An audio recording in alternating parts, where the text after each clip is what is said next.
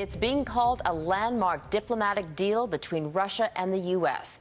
The agreement aims to finally strip Syria of its chemical weapons. Syrian President Bashar al-Assad has 1 week to comply. But will he? We begin our coverage with our Washington correspondent, Robin Stickley. This time last week, it seemed impossible. Today, an unprecedented diplomatic deal has been reached between the U.S. and Russia. It can end the threat these weapons pose not only to the Syrian people, but also to their neighbors. After 3 days of marathon talks in Geneva, U.S. Secretary of State John Kerry and his Russian counterpart have drafted a plan to rid the Assad regime of its chemical weapons. We agreed that Syria must submit within a week, not in 30 days, but in 1 week, a comprehensive listing. The document contains key deadlines. Syria has 1 week to hand over a detailed list of its chemical arsenal. By November, the country must allow inspectors full access. And by mid-2014, chemical stocks must be secured or destroyed.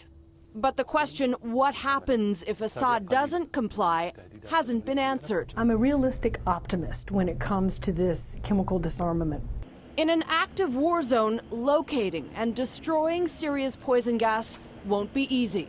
There are so many pieces that need to fall into place in order for a successful and complete disarmament to occur. Even as the ambitious agreements being ironed out, the violence in Syria continues. Syrian National Council members say the world has forgotten the real crisis.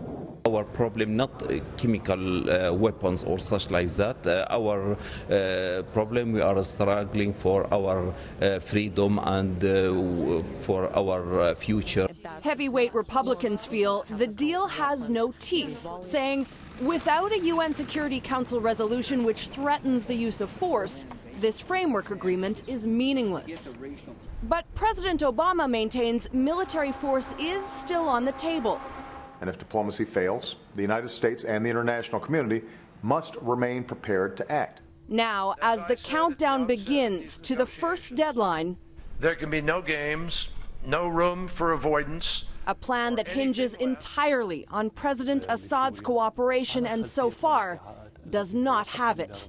Robin Stickley, Global News, Washington. Okay.